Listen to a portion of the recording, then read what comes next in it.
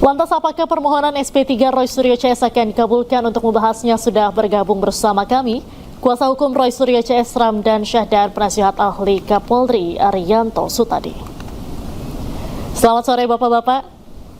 Selamat sore. Selamat sore Mbak Diandra. Baik. Sore. Saya ke Pak Ramdan terlebih dahulu. Pak Ramdan, dasarnya apa Pak meminta kasus ini dihentikan? Pertama tadi rekan Refdy Harun menyatakan kita dapat pandangan dari Wakapolri sebelumnya Pak Presiden Komjen Pol yang menyatakan bahwa untuk proses terkait dengan laporan polisi yang kemudian disampaikan oleh Pak Jokowi itu kan ada berapa orang ya, kemudian klien kami Roy Suryo Rismond dan Dr. Tifa juga ada di sana, tetapi kemudian hanya dua yang dinyatakan SP3, Pak Isjana dan Pak Damai Lubis. Tentu saja beliau berpendapat bahwa ini kan satu laporan terhadap beberapa orang, sehingga ketika dua nama tadi diberikan SP3 maka otomatis yang lainnya pun akan gugur atau mendapatkan SP3. Itu yang pertama.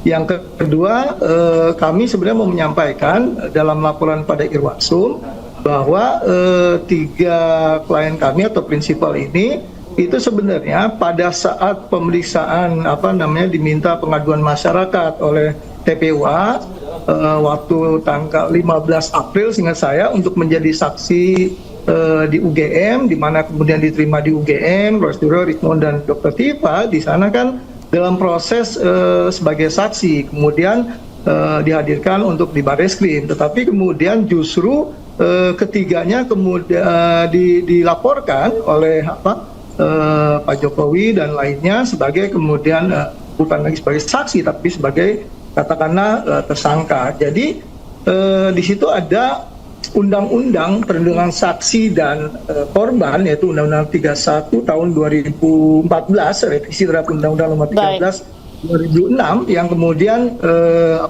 menyatakan saksi itu selama kemudian dipanggil patut dan kemudian bersedia untuk memberikan keterangan dan seterusnya secara benar ya, tidak ada pembohongan, ya tidak dapat dikriminalkan. Itu poin yang kedua. Baik. Poin ketiga tentu saja boleh pasal 79 Undang-Undang KUHP 20 2025 yang kemudian menyatakan tentang restoratif justice, di mana restoratif justice itu harus kemudian kedua belah pihak hadir dan kemudian diselesaikan kedua belah pihak, dan kemudian setelah itu dinyatakan restoratif justice dua-duanya ada pertemuan yang kemudian membatalkan suatu. Baik Pak Ramdan, kita beralih ke Pak Arianto. Pak Arianto, memangnya bisa SP3 itu diajukan oleh tersangka?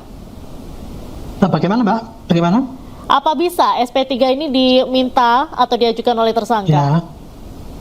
Ya kalau saya nggak ngerti ya, permohonan SP3 itu saya baru dapat dari kasus ini. Karena biasanya kalau kasus yang lalu-lalu itu ya, yang namanya SP3 itu adalah tidak ada permintaan, tapi keputusan dari yang dilakukan oleh penyidik berdasarkan daripada pengumpulan data atau saksi, alat bukti dan sebagainya.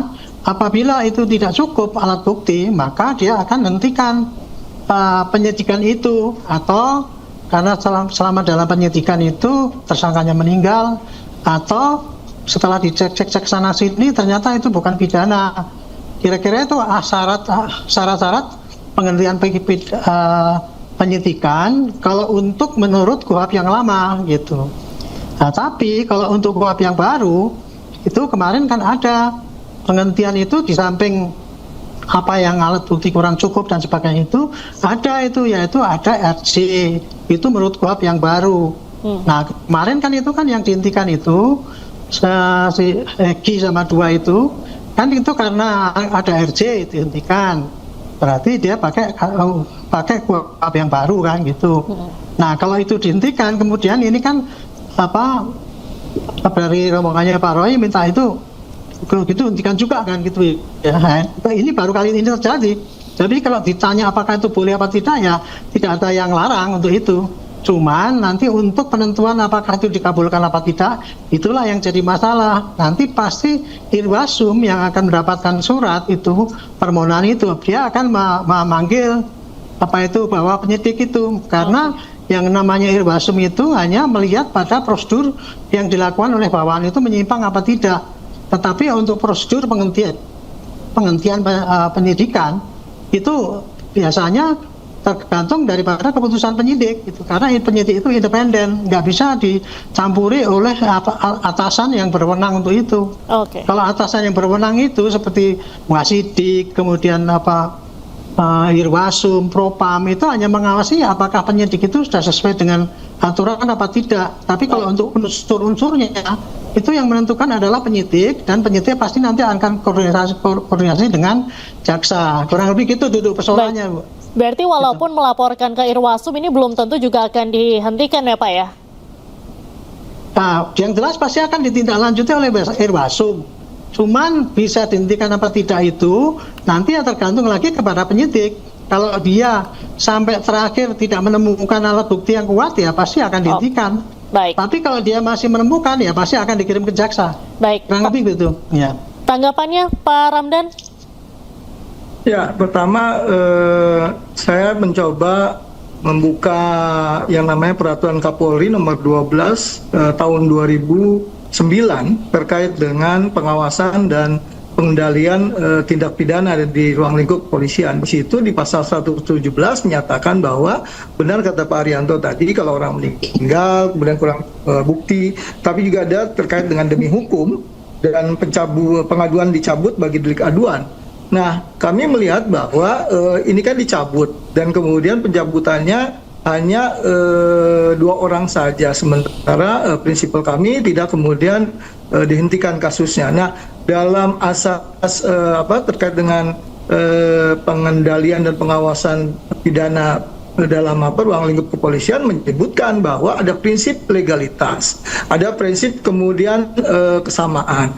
Nah, ini yang ternyata tidak muncul, padahal ini adalah bagian dari peraturan Kapolri yang kemudian mengikat pada para penyidik. Yang kedua, dalam restoratif justice tadi disebutkan Pak Rianto terkait dengan pasal yang tadi 79 ayat 4 misalkan, terkait dengan restoratif justice kan ada syaratnya, misalkan para pihak itu sama-sama menyatakan perjanjian untuk kemudian sepakat untuk tidak melakukan katakanlah ada yang satu menerima ganti rugi atau kemudian yang kedua minta maaf dan seterusnya. Artinya pasal 79 itu berlaku juga sama, tidak kemudian pada 2 orang tapi pada semua pihak yang dilaporkan. Nah, ini menurut saya yang kami laporkan pada Irwasum, yang kemudian perkara kami di Polda Metro Jaya ini bisa kemudian dianjurkan atensi dan diperlakukan sama berdasarkan asas legalitas dan persamaan tadi. Baik, kita ke Pak Arianto. Pak Arianto, apakah sama ini kasusnya Roy Suryo dengan Egy Sujana yang sudah dihentikan? Nah, itu kalau saya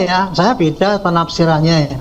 Bagi saya yang namanya restorasi justice itu adalah suatu pola penyelesaian pidana yang berujung kepada mencari perdamaian. Jadi semangat penyelesaian daripada pidana yang ditempuh melalui restorasi justice itu adalah bukan untuk memenjarakan seseorang, membalas dendam, tetapi adalah pemulihan kembali apa yang terjadi itu seperti sebelum terjadi. Nah, kalau kasusnya misalnya kasusnya itu pencurian, maka restorasi justice-nya itu adalah ya barangnya dikembalikan, minta maaf.